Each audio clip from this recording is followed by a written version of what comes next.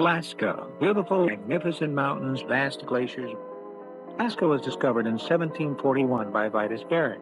Even though many years have passed, there are still opportunities for adventure in this great land, and many people search for the rugged life. These people and the many natives that inhabit the land are also searching for the meaning of life, and missionaries take the gospel to every corner of Alaska. However, to reach most of the areas of Alaska, the missionary must depend on the airplane for his transportation. Even though the air is a little rough today, I think you'll see some buildings down below. They belong to the Missionary Aviation and Repair Center, a non-denominational organization called MARC for short. MARC is located on the Kenai Peninsula at the Soldotna Municipal Airport. My name is Tim Amundsen. And my name is John Amundsen. You know, really the start of MARC started in Nome. Dad's calling for starting MARC was one, provide a place in south central Alaska for doing maintenance and invasive flying operation. Secondly, would be for doing maintenance on other mission planes that were operating throughout the state at that time. And the third is his goal was to be able to fly well-maintained airplanes for the different missions, and then go into what eventually turned out to be for all-weather flying.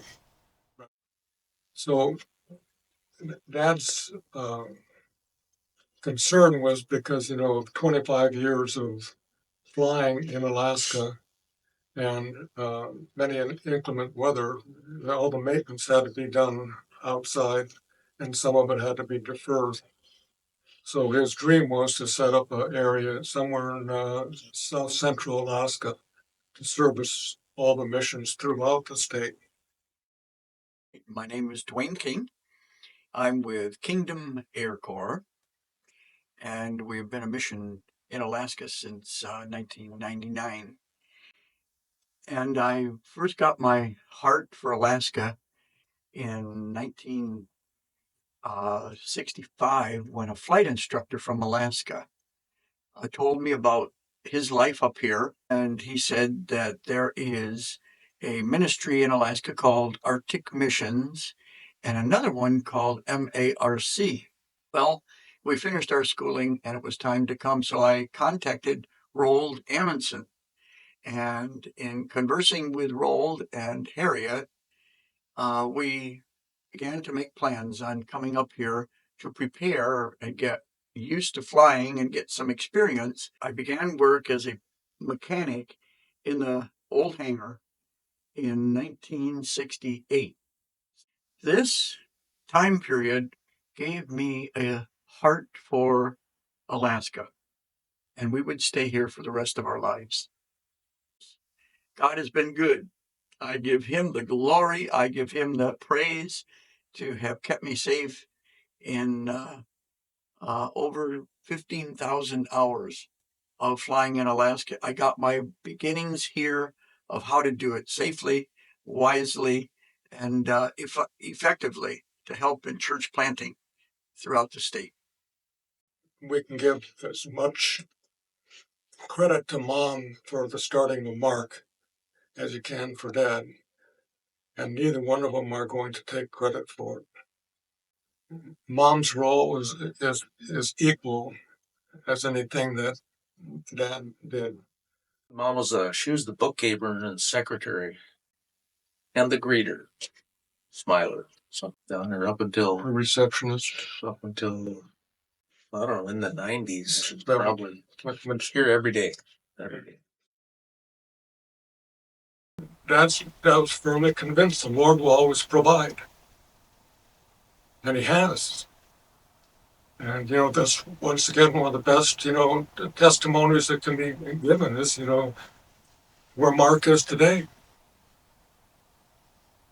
He did provide for over 60 years. And MARC's still an organization that's providing, meeting the needs of those original goals and beyond what the first development for MARC was. I'm Adam White, live in Nenana, which is in the interior of the state. We're with the Master's Mission and have been in Indiana since 1995. We use airplanes to help other ministries in the area, but also as a mode of transportation for us to get out and visit folks that live remote. So MARC has been a great asset for us and partners in what we do because while I'm an A&P mechanic as well, but to have MARC come in behind me once a year with our annual inspections on the aircraft, it takes a lot of workload off of me.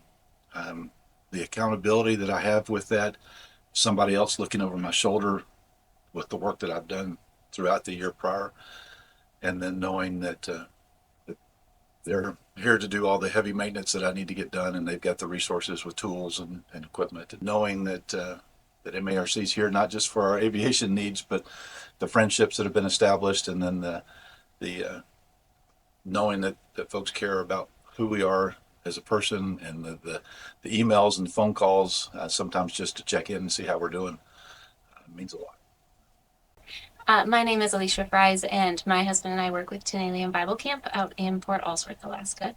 Tenalian Bible Camp is a camp that reaches out to students in rural villages in Southwest Alaska, students that really don't have any other options for getting out of their village to get to a place where they can hear about the Lord. So that's what Tenalian Bible Camp is, and we've been working with Tenalian Bible Camp for 4 years. This will be our 5th summer with them, and we started back in 2020. MARC is one of our primary partners that bring students from the villages into Tenalian Bible Camp each week. So like I said, these students come from rural villages. They don't have road systems connecting them, and so their only way to get places is through flying. And MARC every week consistently has brought these students to camp, and even the pilots have developed relationships with the students that they see year after year, and have made an impact in the students' lives as well. MARC is just a huge blessing to families in ministry in rural Alaska. They, aside from what they do for camp, they bring in care boxes and they do things just to encourage the families in ministry and us personally. And right now they're working with me to pursue my pilot's license. So I'm Jason Mellinger. My wife Johnny and I live in North Pole, Alaska, and we started Helping Hands Alaska. Helping Hands has been working. We're now with 65 different families in about 55-ish villages that we provide logistics and mechanical and construction assistance. So whether it's electrical or plumbing or vehicles or boats, airplanes, four-wheelers, heating, or just getting groceries and supplies shipped out, we handle that. And so they don't have to spend the time or money coming into town, and they could stay in the village and focus on their ministry, which is to get the gospel to the people in the village, not to be messing around with their stuff. MARC helps us a lot, and we do absolutely nothing for MARC, but we have just been the recipients of guys coming up for a week or so, fixing. I might get 50 generators, chainsaws, and all kinds of other equipment, just piles of stuff come out in the barge, and those guys come up and they'll spend a week or so helping me get everything running.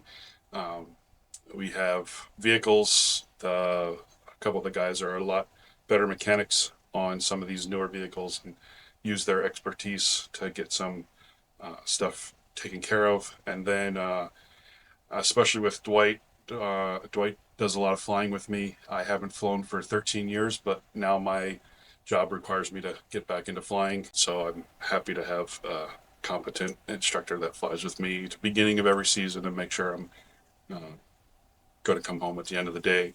And to that end, these guys take care of my airplanes, and I know that I'm not trying to cram in a annual or an inspection in the few hours that I have at the end of the week, but it's done properly and done well, and I don't have to worry about a little noise or a little bump. It's these guys just make all that worry go away, and I can focus on my job so that the missionaries can focus on their job, and it just all works well together. Thanks. When he's the year before he passed, and I was saying, Dad, if you want to go, he said, my work isn't finished. So I think if he came in here, he would say, this work is not finished. His part of it is done. There's other people to carry it forward. He's not here to see it. But, the work the folks did, because they took no credit for what they had accomplished.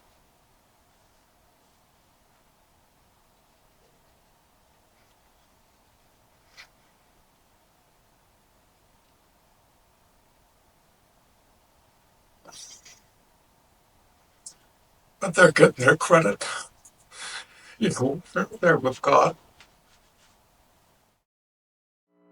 Up on the mountain, across the valleys wide, my Lord and Savior is by my side.